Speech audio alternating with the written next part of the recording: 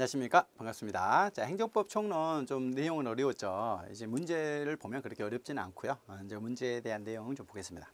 자, 첫 번째, 자, 행정행위의 취소 사유가 있어요. 자, 행정행위도 요건이 있겠잖아요. 성립 요건 있고 효력 발생 요건이 있고 그러는데 거기에 취소 사유가 있다라는 것은 아직 이제 취소하기 전까지 유효한데 당연 무효가 아니라 권한 있는 기간에 취소가 되기 전까지는 일단 통용된다라고 하는 거예요. 예를 들면 세금 내라고 했는데 이게 취소 사유가 있어요. 그러면 취소하기 전까지는 일단 유효하다. 이제 이런 거를 공정력이라고 이렇게 말을 합니다. 강제력이라는 것은 뭐냐면 세금 안 내면 바로 강제 집행 들어온다라는 것이고요. 불가 변력은 행정청에서 일단 허가를 해줬어. 근데 거기에 취소 사유가 있어도 자기가 약속한 걸 할지 이런 걸 함부로 직권으로 취소할 수 없다라고 하는 내용이고요. 자, 그다음에 넘어갈게요.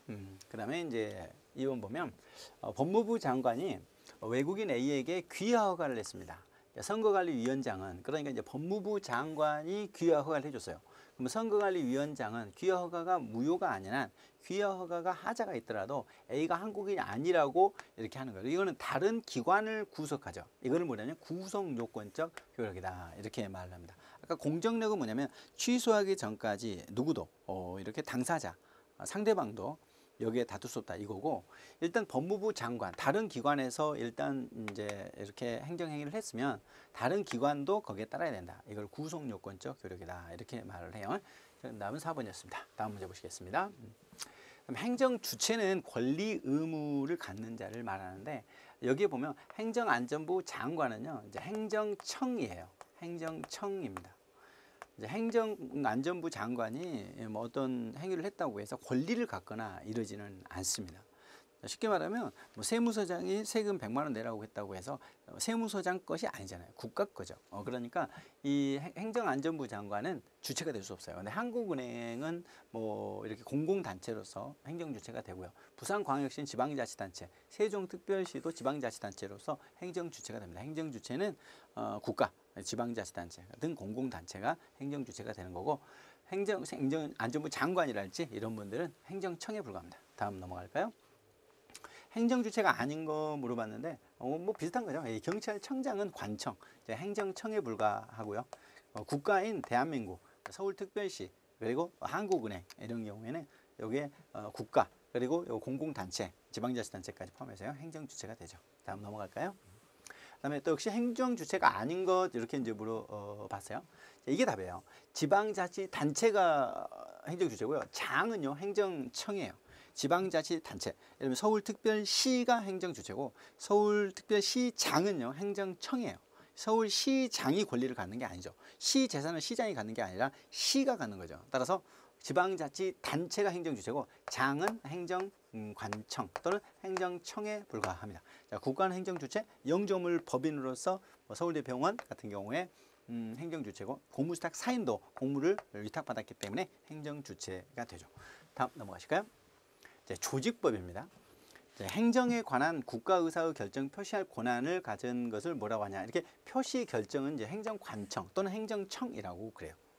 보좌기관은 뭐 대통령을 보좌하는 비서실 등이 있겠고, 그다음에 자문기관은 구속력이 없는 것이었죠. 집행기관은 공무원을 말해요.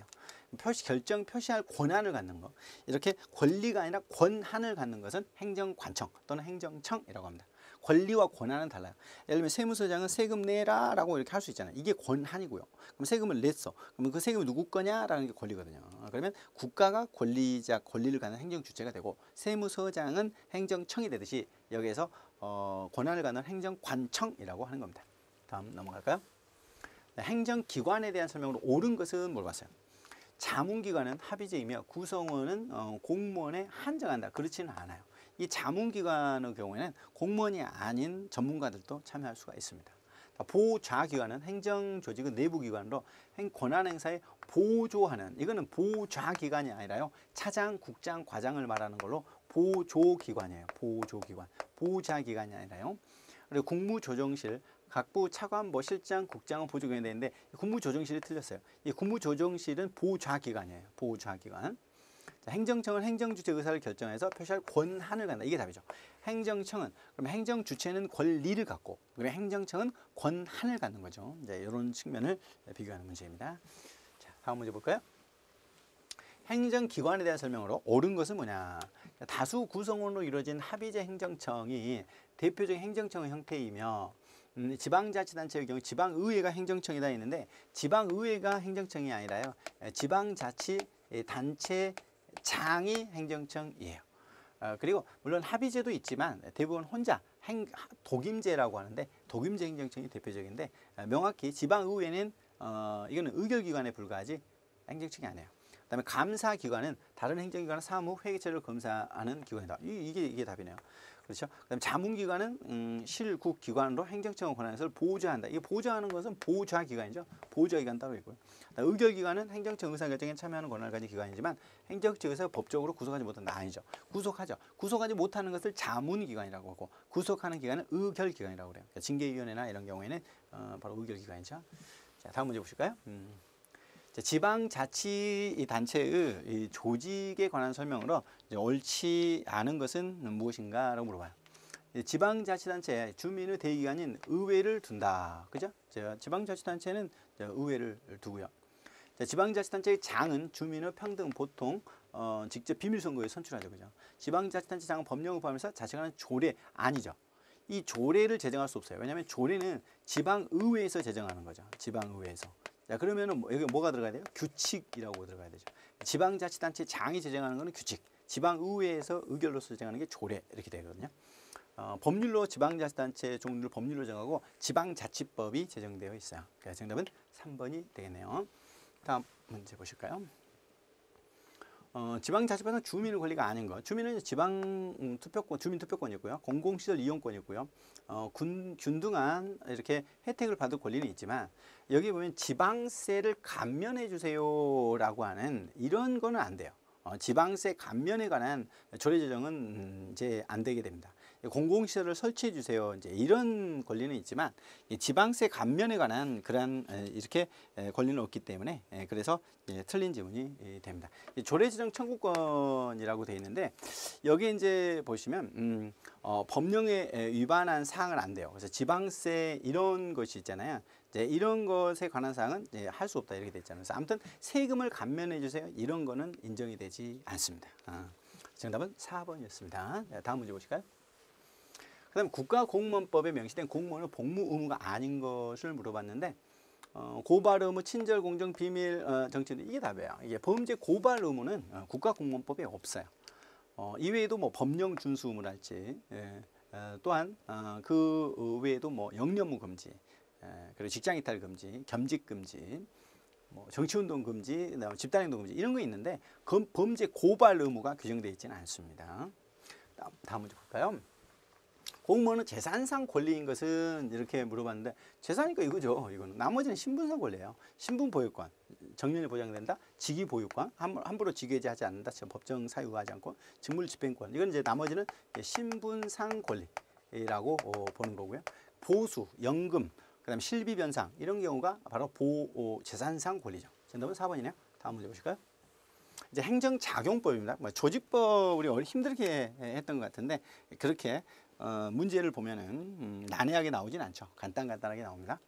이제 사인의 행정청에 어떠한 사실을 알리는 이거 신고죠. 신고하는 거죠. 예를 들면 출생신고, 그러면 사망신고 이런 것처럼 사인 일반 국민이 행정청에다가 알리는 거예요. 사망신고, 출생신고 이런 거죠. 확인은 준법률행위 행정이겠죠. 이거는 명령적 행위로서 하명이 있었고 수리도 준법률행위 행정행위죠. 이건 행정청에서 하는 거고요. 사인이 하는 게 아니에요. 정답 1번이었네요. 다음 문제 보실까요? 부관에 해당하지 않는 걸 보니까 이제 철회죠. 부관에는 조건, 불확실한 사실을 의존하는 정지 조건, 해지 조건이 있었고 기한은 시기, 종기라고 하는 기한이 있었죠. 확실한 사실. 부담이 있었죠. 새로운 의무를 부과시키는 이런 것이 있습니다. 도로를 사용하라고 하면서 점용료를 내라 한달지 이런 경우가 바로 이런 부담입니다. 철회라는 건 그냥 행정행위죠. 사정이 바뀌어서 하는 거. 철회할 때는 뭐였어요? 무효, 취소, 철회할 때 나왔던 겁니다. 부관이 아니에요. 정답은 2번이었네요. 다음 문제 보실까요?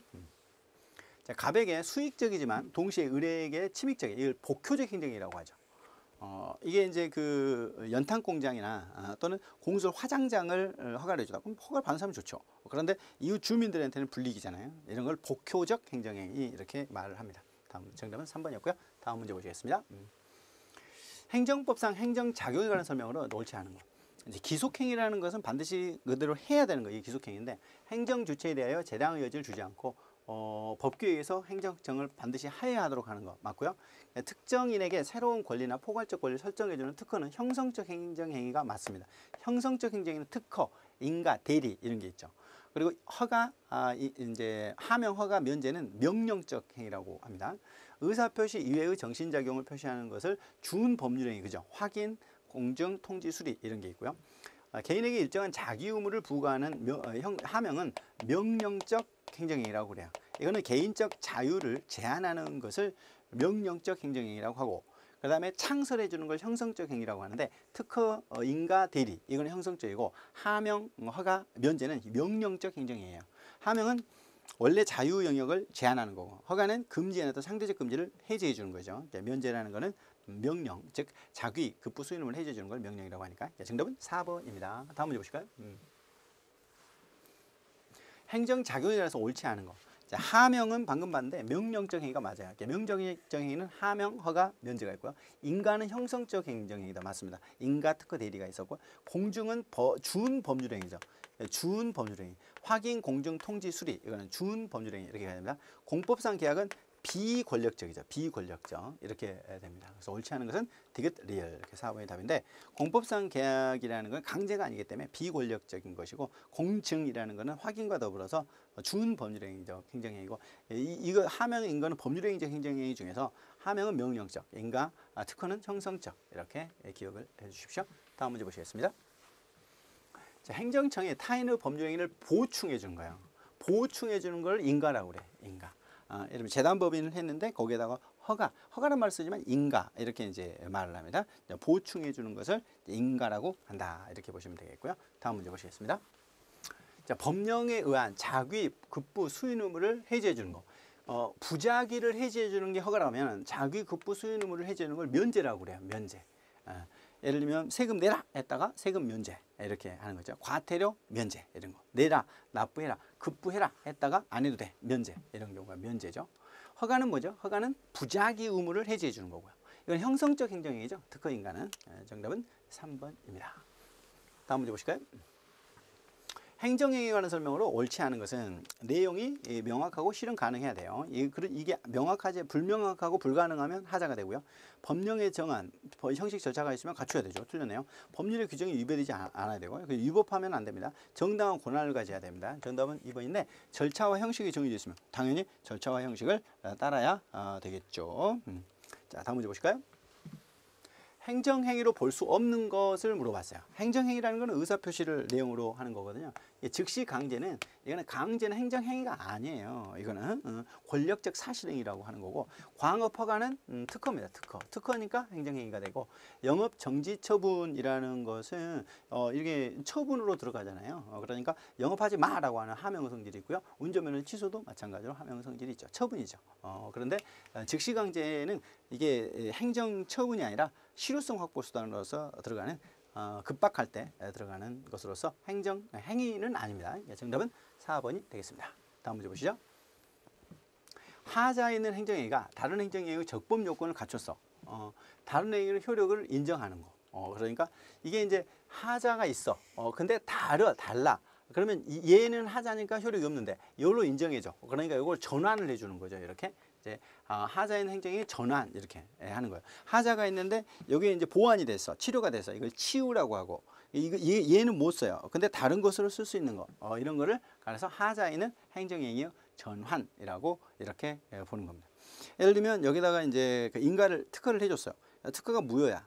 근데 다른 요건으로서 또 이게 특허 요건을 갖췄어. 그러면 다른 걸로 이렇게 해주는 거죠. 이런 것이 바로 이렇게 하자에 있는 행정행위의 전환이라고 하게 됩니다.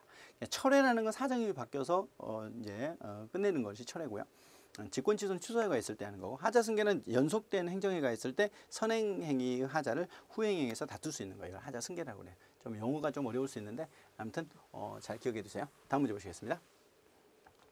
자, 행정작용 중 원칙적으로 비권력적인 거, 강제가 아닌 것에 해당하는 것은 뭐냐라고 이렇게 되는데, 원칙적으로 비권력적 사실행위라고 그랬어요.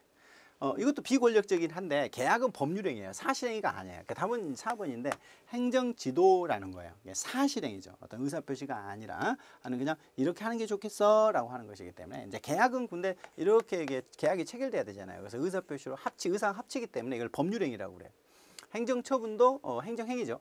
이거는 권력적이에요. 권력적 사실행위에는. 이거는 비권력적 사실행위. 이거는 비권력적 이렇게 행정행위, 법률행위, 비권력적 이렇게 되기 때문에 답은 4번이 됩니다. 다음 문제 보실까요? 자, 행정기관이 그 소관 사무 범위에 일정한 행정 목적을 실현하기 위해서 특정인에게 일정한 행위를 하거나 하지 않도록 지도 권고, 이걸 행정지도라고 하죠. 의무는 아닌데 이렇게 하는 게 좋겠다라고 하는 거죠. 코로나19 때문에 이제 집단적으로 모이지 않는 게 좋겠다.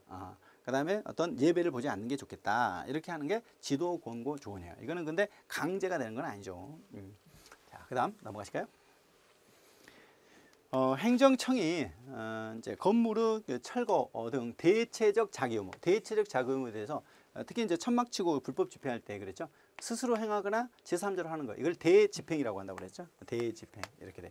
행정벌이라는 건 행정형벌이나 이렇게 해서 과거 행위에 대한 제재를 가하는 거고, 직접강제라는 건 영업소 폐쇄시키는 거. 예를 들면 뭐 성인 오락실이랄지 계속 하니까 못하게 해버립니다. 폐쇄시키는 거고, 즉시강제는 권력적 사실행위로서 들어가는 것들이죠. 정답은 1번입니다. 다음 문제 보실까요? 행정상 이제 강제 집행에 대한 것이 아닌 거. 행정상 강제 집행 아닌 건 이거죠. 즉시강제죠. 즉시강제 강제 집행 아니에요. 강제징수, 직접강제, 이행강제 플러스 행정 대집행, 이렇게 네 가지가 바로 강제 집행이에요. 강제 집행은 뭐냐면 의무 불이행 시 하는 거고, 이건 즉시강제는 위험이 급박하니까 의무 불이행 기다림 없이 바로 강제하는 것이기 때문에 강제 집행이 아닙니다. 즉시강제는. 정답은 1번이었습니다. 다음 문제 보실까요? 경찰관이 목전에 급박한 장애를 제거할 필요가 있거나 성질상 미리 의무를 과할 시간이 없어. 급박하네요. 이럴 때 이제 하는 걸 즉시강제라고 하죠. 즉시강제. 즉시강제. 무단으로 침입한 자에게 신체에 직접 무기를 사용한다. 그 다음에 뭐 가스총을 발사한다. 테이저건 같은 거. 이걸 즉시강제라고 합니다. 다음 문제 보실까요? 행정벌에 대한 설명으로 옳은 것은 뭐냐? 행정벌은 장래 의무행을 촉구하기 위한 행정상의 강제 집행이다. 근데 아니에요. 이거는 장래 의무행을 촉구하기 위한 강제 집행으로 들어가는 것은 행정 대집행 이런 것들이죠. 강제 집행이에요. 강제 집행. 행정벌은 과거 행위에 대한 제재입니다. 행정벌은 행정형벌, 질서벌은 좋은데 직접 강제는 아니에요. 직접 강제는 강제 집행이지 벌이 아니고요. 행정 질서벌은 행정법규 위반해서 과태료를 부과하는 거다. 이게 맞죠. 이게 맞고요. 행정 질서벌은 형사소송법이 아니라 질서 위반 행위 규제법. 질서 위반 행위 규제법을 적용을 받아요. 그렇기 때문에 틀린 지문이 됩니다. 이렇게 기출 문제가 어떤 식으로 나오는지 이런 걸 좀 위주로 정리를 하시면 될 것 같습니다. 자, 한번 보시겠습니다. 이제 볼 내용은 상법입니다. 민사법으로 들어가는 이제 사법 중에는 민법과 상법이 있는데요. 상법이라는 것은 이제 상인들의 거래와 관련된 거죠. 자, 보실까요? 상법 총칙이 있습니다. 상법은 기업이죠. 기업의 생활관계를 규율하는 법칙이에요. 이 경제생활 일반을 규율하는 민법이 일반 사법이라면 상법은 특별사법이라고 볼 수가 있겠죠. 그러니까 상법은 총칙, 그 다음에 상행위, 그리고 이제 회사, 보험, 그 다음에 해상 이렇게 이제 되세요. 굉장히 조문이 많아요. 여기는 이제 총칙에는 뭐 상인, 상업상의 상호 있잖아요. 상호. 그다음에 장부, 등기, 영업 양도, 뭐 이제 우리가 영업을 하다가 양도하고 그러잖아요. 이제 매장을 양도하고 이런 걸 이제 규정을 하고 있고요. 그다음에 이제 상에서 매매랄지, 그러니까 상호 계산, 그다음에 조합, 그다음에 중개업, 위탁 매매, 뭐 주선화서 운송. 그다음에 이제 회사는 좀 알아야 되는데 한명회사, 합자회사, 주식회사는 많이 들어보셨죠? 유한회사 이런 게 있어요. 이건 뒤에서 다시 설명을 할 거고 이 회사 쪽에 좀 유의하셔서 보셔야 되고요. 이제 보험은 손해배상, 임보험 이런 것이 있습니다. 뭐 이제 사망보험이랄지 이런 걸 임보험이라고 하죠. 상해보험 같은 거, 이거 임보험 같은 거 좀 알아야 되고 해상은 그게 잘 안 나오는데 자 그럼 넘어가 볼까요? 그럼 이제 상법의 이제 법원입니다. 그러니까 상법 법원. 상사에 관하여 아무튼 기업들이 거리죠. 그러니까 상법의 규정이 없으면 일단 상법이 먼저 적용이 되고요. 그다음에 두 번째 상관습법에 의하고 상관습법이 없으면 민법에 의한다. 이렇게 민법이 나중에 세 번째로 적용되는 거죠. 상법, 상관습법, 민법 이렇게 순서로 적용됩니다. 그러면 상관습법 우리 이제 민법 할 때 관습법이 있었잖아요. 계속된 관행이 법적 확신을 얻으면 법으로서 인정이 되는 건데 사실인 상관습이 오랜 세월을 두고 법적 확신을 얻으면 이게 상관습법이 됩니다. 그러면 성부 보충적으로서 법원이 되죠. 이 관습법도 법이 되겠죠. 상사자치법이 있어요. 회사 기타 단체가 그 조직 구성원의 법률관에 내외적으로 활동하면서 자주적으로 제정하는 게 있어요. 어떤 규칙 같은 걸 제정해 놓는데 이런 것들도 이런 게 이제 민사법이기 때문에 당사 의사의 구속을 하니까 이런 것도 법원으로서 적용이 됩니다. 자, 넘어가시죠. 상인과 상업 사용이 있어요. 상인. 상인은 뭐냐? 자기 명의로 상행위를 하는 자. 자기 명의로. 예를 들면 옷가게를 한다 이거야. 자, 그러면 그 상인이 되는 거예요. 그게. 상인이라고 해서 뭐 시장에서 파는 사람만 되는 것이 아니라 이제 업체를 가지고 이렇게 하는 것이 상인이 되겠죠. 의제 상인은 뭐냐? 이제 기본적 상행위를 하지 않더라도 상인으로서 일정한 요건을 갖추면 의제 상인이 돼요. 그러면 설비 상인, 점포 기타 유사한 설비에 의해서 상인적 방법으로 영업을 하는 자는 상행위를 하지 않더라도 상인으로 본다. 아무튼 이 어떤 점포를 가지고 있다 할지 이렇게 될 때 일단 상인으로 봐주는 거고, 민사 회사는 상행위를 하지 않더라도 상인으로 보여요. 일단 회사는 그냥 상인으로 이렇게 보게 됩니다. 그러면 상법이 적용되는 거고, 소상인은 뭐냐면 1,000만 원이 안 되는 상인입니다. 회사가 아닐 때 이게 소상인이라고 합니다. 우리 뭐 소상인 이런 말 쓰죠. 1,000만 원이 미달되는 자본금이. 넘어가 보시면 상인 자격의 취득과 상실입니다. 상인 능력은 그러니까 상인의 자격을 취득할 수 있는 법률상 지위를 말한다. 자연인 사람이죠. 상인 능력이 있다면 누구든지 상인이 될 수 있어요. 누구든지. 영업활동을 사실상 종료하면 이제 상인이 끝나는 것이죠. 그러면 매장을 가지고 이렇게 활동을 한다. 그러면 상인인데 이제 영업활동 안 해. 그러면 상인이 아니겠죠. 그럼 상업 사용인은 뭐냐? 특정한 상인에 종속되어서, 그러면 매장이 있는데 매장에서 이제 일하는 근로자들이 있잖아요. 영업의 대외적 거래를 대리하는 자를 바로 상업 사용이라고 그래요. 자, 그러면 여기는 누가 있냐? 지배인이 있는데, 지배인, 사장님, 영업주에 가름해서 그 영업에 대한 재판의 모든 행위를 이제 대신하는, 이걸 이제 대리인이라고, 지배인이라고 하고, 부분적 포괄 대리권을 가진 또 사용이 있어요. 영업의 특정한 종류, 특정한 사항에서 재판 외의 모든 행위를 할 수 있는 대리권을 가진 상업 사용을 부분적 사용이라고 하고요. 물건 판매 점포 사용이 있습니다. 물건을 판매하는 점포 사용인은 그 판매에 관한 모든 권한을 갖는 거죠. 예를 들면 휴대폰 매장이 있다. 근데 판매만 하도록 하고 있다. 그러면 이게 물건 판매 점포 사용인이라고 이렇게 하게 됩니다. 넘어가 보시면 상행위가 있어요. 상행위란 이제 상인이 영업으로서 또는 영업을 위해서 하는 행위를 말해요. 그러면 영업적 상행위와 보조적 상행위가 있습니다. 영업적 상행위란 상인이 영업으로 하는 행위를 말하죠. 기본적인 것이죠. 뭐 휴대폰을 판달지 뭐 이런 경우가 여기 해당하고요. 그럼 보조적 상행위는 뭐냐? 상인이 영업을 위해서 하는 행위를 이제 말합니다. 영업을 위해서. 상인 행위는 영업을 위한 것으로 일단 추정하겠죠. 이렇게 됩니다. 그러면 일방적인 상행위와 쌍방적인 게 있어요. 당사자 일방에게만 상행위가 되는 행위를 일방적 상행위라고 이렇게 말을 합니다. 전원에 대해서 상법이 적용되고요. 쌍방적 상행위는 당사자 쌍방 상행위가 되는 것을 말하는 거다. 이렇게 보겠죠. 예를 들면 점포에서 일반 고객이 와서, 고객은 상인이 아니잖아요. 그런데 어떤 상인끼리 이렇게 하는 경우가 있겠죠. 예를 들면 식당을 하는데 저쪽에서 이제 식당 물품들을 사와야 되잖아요. 그러면 상인끼리 이루어지는 거예요. 이런 거를 바로 쌍방적 상행이라고 하고, 고객들한테만 이제 식당에서 물건을 판다. 이런 경우를 일방적 상행 이렇게 말하겠습니다.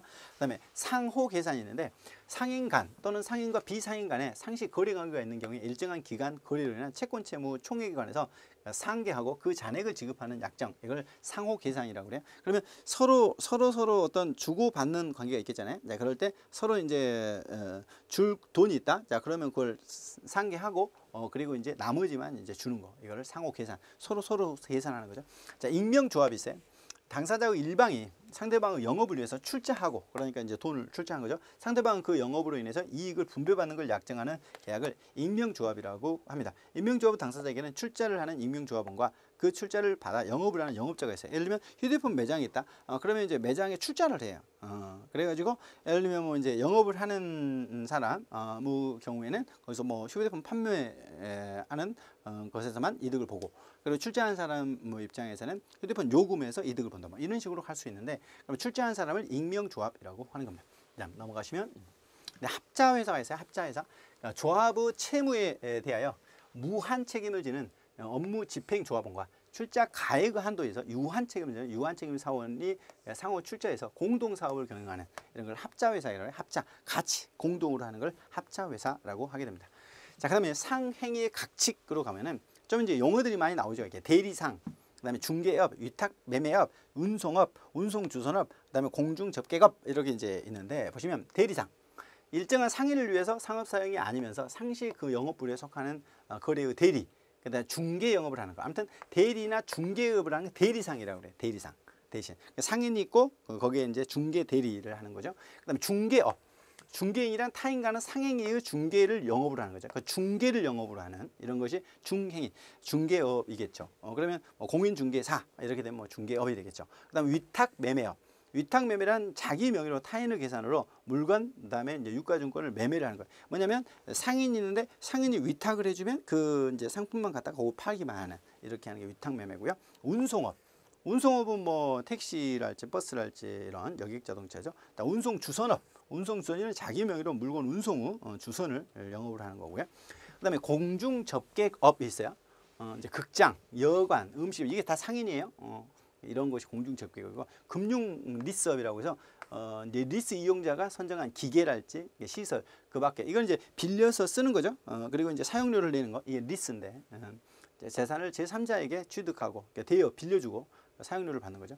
가맹업 이제 이런 거 식당 같은 것도 가맹점이 많잖아요. 이런 자신의 상호 상표를 제공해주고 거기서 이득을 보는 거고. 그다음 채권 매입업이 있어요.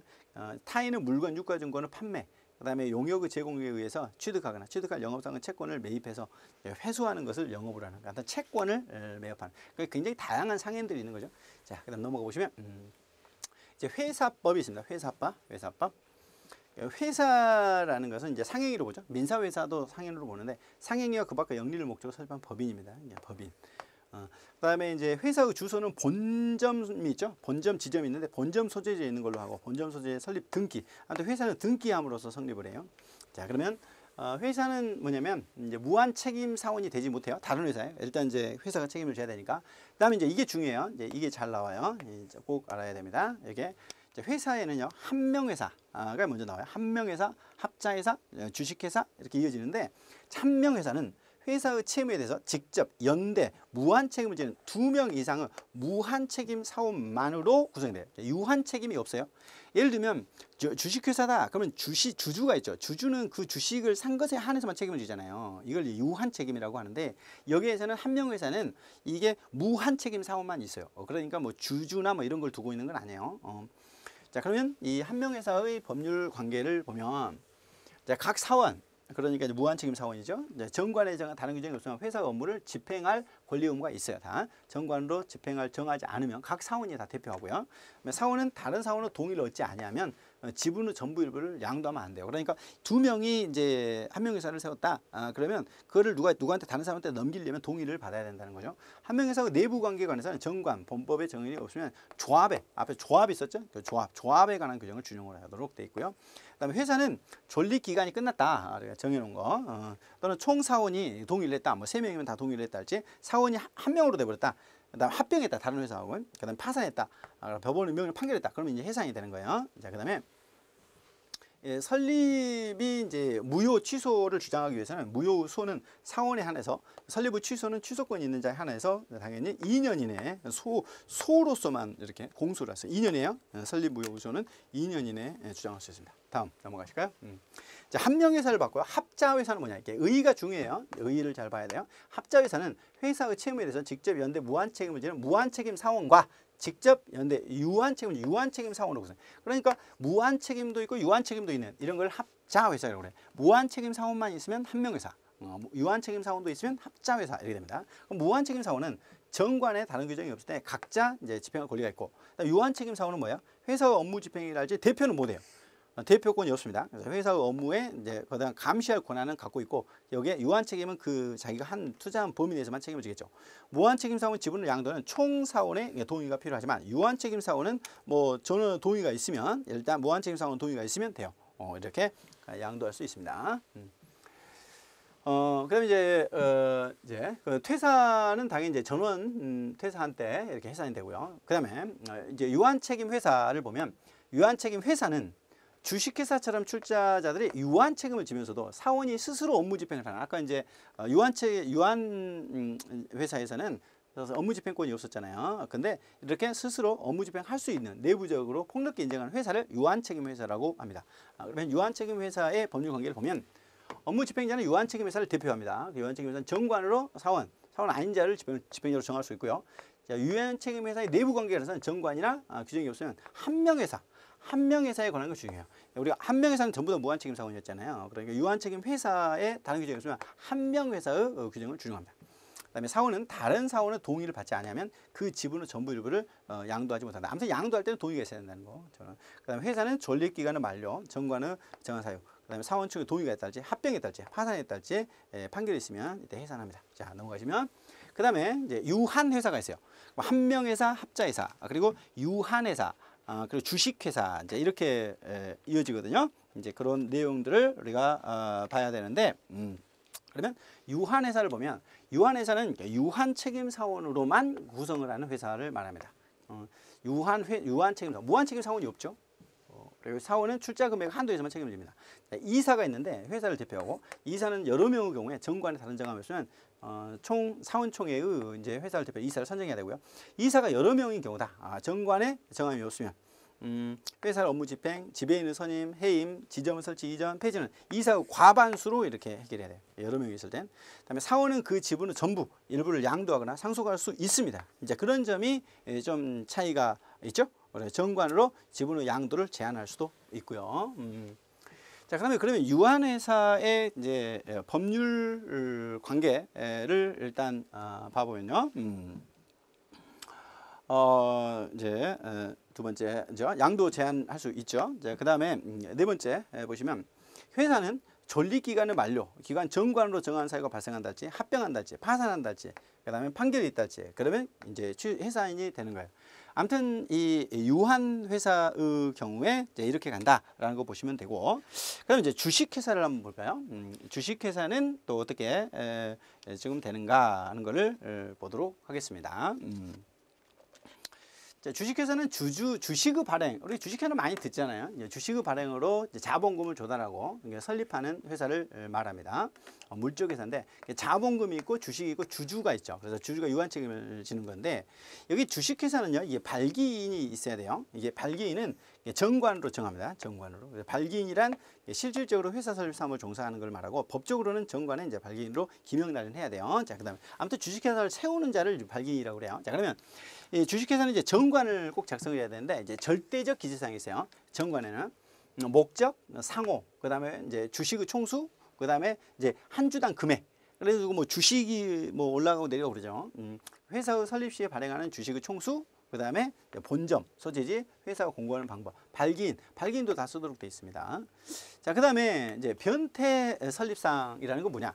회사 설립 시에 자본의 충실을 기하기 위해서 반드시 정관에 기재해야만 효력이 있는, 정관이 있어야만 되는 거, 이런 거를 말하는데 이제 발기인이 받을 특별 이익, 발기인이 얼마를 받을 것이냐. 그다음에 현물 출자를 했을 때 이게 금액이 아니라 현물 출자면 땅이랄지 건물을 출자했을 때 그 성명이랄지 재산의 종류, 수량.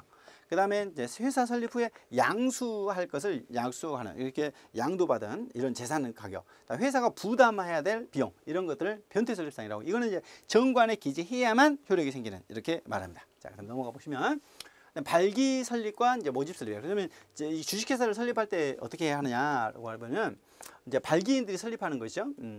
일단 회사 설립을 위해서 발행 주식 전부 발기인이 인수해서 회사를 설립하는 방법이에요. 그래서 주식을 전부 발기인이 인수하는 거죠.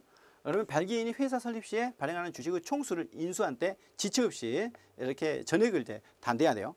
그럼 모집 설립은 뭐냐면 발기인이 다 내지는 않아요. 그러면 주주를 모집하는 거죠. 주식회사 설립 시 발기인이 발행하는 주식 총수 일부를 인수하고 나머지는 주식으로 발행하는 거예요. 그래서 주주를 모집하는 거죠. 일반인으로도 모집해서 설립하는, 이게 이제 모집 설립이죠. 그러면 이거는 이제 발기인들이 돈이 다 있어야 되는 것이고, 그다음에 이제 모집 설립은 그렇지 않죠. 주주를 모집하면 되는 거니까 주식 총수를 인수하지 아니한 때는 주주를 모집해야 한다, 이렇게 되죠. 그다음에 등기를 해요. 이게 이제 법인이에요. 그러니까 주식회사는 실체가 정되면 2주 이내에 설립 등기를 해야 됩니다. 설립 등기를 하면 이제 법인격을 취득을 하겠죠. 그러면 주식이 나와요. 주식. 뭐 주식 많이 하죠. 주식은 이제 자본금의 구성단신인데 사원으로서의 지위도입니다. 그러니까 이제 배당도 받고 그렇게 되죠. 그다음에 주식회사의 이제 자본이 있어요.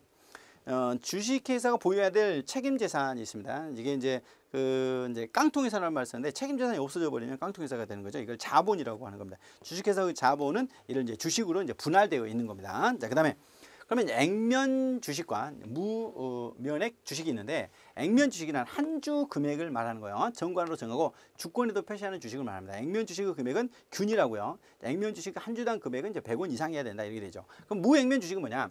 일주 금액이 정해져 있지 않는 주식을 말해요. 회사는 정관으로 정하는 경우에 주식의 전부를 무액면 주식으로 발행할 수 있어요. 그러면 이제 이게 오르락내리락 하겠죠. 그러면 발행된 액면 주식을 무액면 주식으로 전환하거나 무액면 주식을 액면 주식으로 전환할 수도 있게 됩니다. 자, 그러면 보통 이제 주식에 투자하는 것은 무액면 주식으로 하는 경우가 많이 있죠. 그다음 넘어가 보시면 자기 주식의 취득이라고 되어 있습니다. 자기 주식의 취득과 관련된 이렇게 것이 나와요. 자, 명문 규정이 없으면 자기 주식 취득은 자본금 충실 원칙에 반하기 때문에 원칙적으로 금지돼요. 그러니까 자기가 주식을 취득한다, 뭐 약간 발기인들이 이렇게 취직을 한달지 그러게 되면 이게 이제 자본금이 이제 줄어들 수 있거든요. 이제 자기 주식의 취득이 인정되는 경우가 있는데, 회사가 합병됐달지, 다른 회사의 전부를 양수했달지, 회사 권리를 실행하면서 목적 달성을 위해서 필요한달지, 그다음에 단주의 처리를 위해서, 단주라는 게 이제 그 남아있는 주식을 처리하려고 하는 경우, 주주가 주식 매수 청구권을 행사했어요. 사가라라고 했을 때 이런 경우에는 예외적으로 가는데 원칙적으로는 자기 주식을 취득하면 안 된다. 그다음에 주식의 양도, 그럼 주식의 뭐 사고 팔고 하잖아요. 양도는 자유예요. 양도는 원칙이고 주식 양도의 제한이 있어요. 다만 이제 회사의 정관으로요, 양도를 제한할 수 있어요. 이사회의 승인을 받도록 할 수 있다. 그러면 이사회 승인을 받아야 양도할 수 있겠죠. 이제 그렇지 않으면 양도가 안 되는 거고. 자, 주주예요. 주주는 이제 주식회사의 사원인 지위를 갖는 자를 말하죠. 실질적으로 기업의 소유자라고도 볼 수 있고요. 주주총회에 나가서 이렇게 여기 의사를 개진할 수 있습니다. 주주 책임은 유한 책임이에요. 주주가 모든 건 아니라 자기가 주식을 갖고 있는 정도에 한해서 이렇게 책임을 지는 것이 이렇게 주주의 책임이죠. 그러면 이제 주식의 인수가액 이상의 책임을 부담하지는 않아요. 그러니까 이제 거기까지만 책임을 지는 거죠. 주주는 그가 가진 주식의 수에 비례해서 이렇게 평등합니다. 다음 넘어가 보시면 주식회사의 기관이 있는데 주주총회, 이사회, 그다음에 대표이사, 감사가 있어요. 주주총회는 뭐냐? 주주 전원이 이제 하는 상설기관이에요. 반드시 있어야 되고요. 법률 정관으로 정하는 사항을 결의를 하는 최고 의사 결정기관이에요. 그래서 주주총회는 법률 정관에 정하는 사항을 결의를 할 수 있죠. 자, 그럼 주주총회는 이제 소집을 어떻게 하느냐? 이제 소집권자는 상법에 다른 규정이 있는 경우 외에는 이사회가 결정해요. 이사회가. 그리고 주식 총수의 100분의 3, 3%죠. 3% 이상에 해당하는 주식을 가진 주주는 회의 목적사항이랄지 소집 이유, 그다음에 서면 이렇게 해서 이사회에 제출하게 돼서 이게 소집을 청구할 수 있습니다. 그다음에 넘어가 보시면, 자, 그러면 이제 소집을 했다. 그러면 이제 소집의 통지가 나오죠.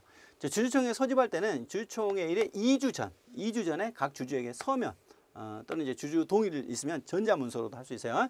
일시를 해서 발송을 하면 이제 주주총회에서 모여서 총회를 하겠죠. 이제 결의를 하는데, 결의는 다수결로 해요.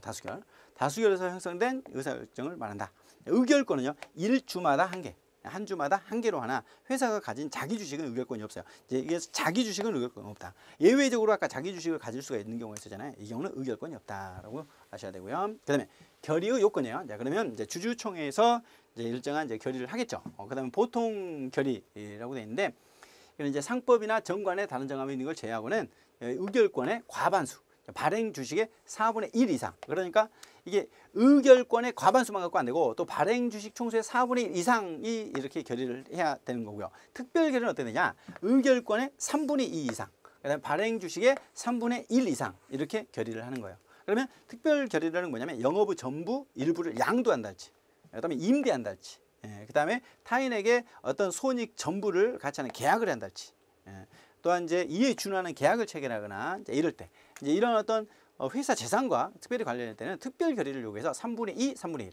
그다음에 보통 결의는 과반수 4분의 1 이렇게 갑니다. 꼭 기억해 두세요. 그다음에 넘어가시면 이제 이사와 이사회가 있습니다. 이사는 이제 이사회의 구성원이라고 볼 수가 있겠죠. 이제 그럼 선임, 이사는 이제 주주총회에서 선임을 합니다. 이사는 3인 이상이어야 돼요. 3명 이상이어야 된다. 다만 자본금이 10억 원 미만인 회사는 이제 1명 또는 2명으로도 할 수 있어요. 원래는 3명 이상이어야 되는데 자본금이 10억이 안 된다. 그래서 1명도 가능하다. 이사에게는 3년을 넘기면 안 되고요. 그다음에 해임이 나옵니다. 회사는 주주총회 특별 결의로 언제든지 이사를 해임할 수 있어요. 아까 특별 결의는 3분의 2, 3분의 1 이렇게 갔잖아요. 임기가 정해진 이사를 정당한 이유 없이 임기 만료 전에 해임한 경우는 이사는 회사에 대해서 손해배상을 청구할 수 있어요. 자, 의무. 그럼 이사는 성관 주의무가 있어요. 일단 선량한 관리자로서 보관을 해야 된다는 거죠. 이제 회사와 이사 간의 관계는 위임 관계가 있기 때문에 이사는 선량한 관리자의 주의로서 사무 처리를 해야 되고요. 충실 의무가 있어요. 이사는 법령과 정관에 충실하게 수행해야 되고, 비밀 유지 의무가 있습니다. 이사가 함부로 회사 기밀을 누설하거나 그래서는 안 되죠. 특히 비밀 유지는 퇴직 후에도 지켜야 될 의무죠. 자, 그다음에 경업 금지가 있어요. 이사는 이사회 승인 없이, 이사회 승인이 있으면 되는데 자기 또는 제3자 계사로 회사의 영업 부류에 속하는 거래를 하거나 동종 영업을 목적으로 다른 회사에 또 무한 책임 사고, 이사가 되면 안 돼요. 다른 회사의 사원이나 이사가 되지 못한다. 자, 경영 판단 원칙. 이사가 이제 충분한 정보를 기초로 이제 판단한 의사 결정이 그 당시 기준으로 합리적이었다면 나중에 예측이 빗나갔어. 그 당시에는 합리적으로 했는데 나중에 예측이 빗나간 거야. 기업에 손해가 생겼다 할지라도 회사는 이사에게 책임을 물을 수 없다. 이게 이제 경영 판단 원칙이에요. 나중에 보니까 잘못했다. 근데 그때는 최선이었다. 이럴 때 이사가 책임을 지지 않는다는 거죠. 다만 법령 위반하면 이제 적용되지 않겠죠. 자, 그럼 넘어가실까요? 이사회가 있습니다. 이사회. 이제 이사회는 이제 이사 전원으로 구성이 되고요. 당연히 감독 기능을 하는 주식회사 필수 기관입니다. 필수. 이사회는 각 이사가 이제 소집을 하고요. 이사회 결의로 소집한 이사를 정한 때는 그 이사가 하겠죠. 이사회 결의는요, 과반수 출석에 과반수 찬성이에요. 이사회는 과반수 이렇게 해서 결정을 하게 됩니다. 그다음에 자, 감사를 해요. 법인의 이제 어떤 재산이나 업무 상황을 하는 필요적, 이사도 필요적 반드시 돼야 되고 감사도 반드시 돼야 돼요. 보통 결의로 선임을 합니다. 감사는. 자, 그러면 이제 감사의 임기는 3년 내에 최종적 결산기에 정한 정기총회 종료일까지 하게 됩니다. 그다음에 감사위원회가 있죠. 감사위원회. 감사위원회 회사의 업무 감독이나 회계 감독권을 가지고 있는 이사회 내의 위원회를 말합니다. 그 회사는 정관의 정한 바에 따라 감사에 가름하는, 그래서 감사회가 아닌 감사위원회, 감사는 이제 위원회는 위원회 형식으로 여러 명으로 두는 거죠. 감사위원회 설치한 경우 감사를 둘 수 있다. 이제 설치한 경우에는. 그래서 감사위원회를 설치한 경우에는 감사를 둘 수 없다. 이렇게 되죠. 없다. 그러니까 감사위원회를 두면 감사를 두면 안 된다. 일단 넘어가시죠.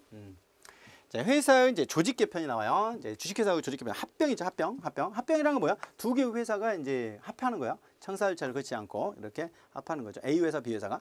합병을 하는 회사의 일방, 쌍방 주식회사, 유한회사, 유한책임 사원인 경우에 합병 후 존속하는 회사에 이렇게 다 이렇게 들어가는데 거기에 그대로 유한책임 사원이 됩니다. 그다음 분할은 이제 나누는 거예요. 하나가 두 개로 나눠진 거죠. 둘 이상으로 분리해서 설립하는 것을 분할이라고 하고요. 그다음에 조직 변경이 있습니다. 회사가 법인격을 동일서 유지하면서 성질이 다른, 예를 들면 주식회사인데 합작회사로 이렇게 바꾼다 할지 이런 걸 말해서 조직 변경이라고 합니다. 자, 해산과 청산이 나오는데요.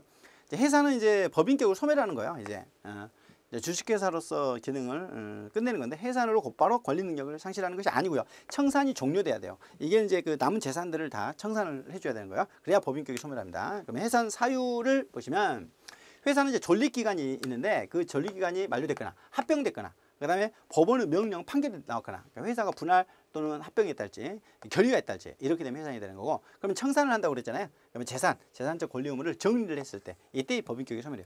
조금 빨리 봤는데 이게 그렇게 많이 나오는 것은 아니어서 여기에 이제 주식회사와 관련된 이 부분도 뒤에 이제 문제를 통해서 보충하시면 충분히 될 듯 합니다. 이 시간 여기까지 하고요. 다음 시간에 뵙겠습니다. 수고하셨습니다.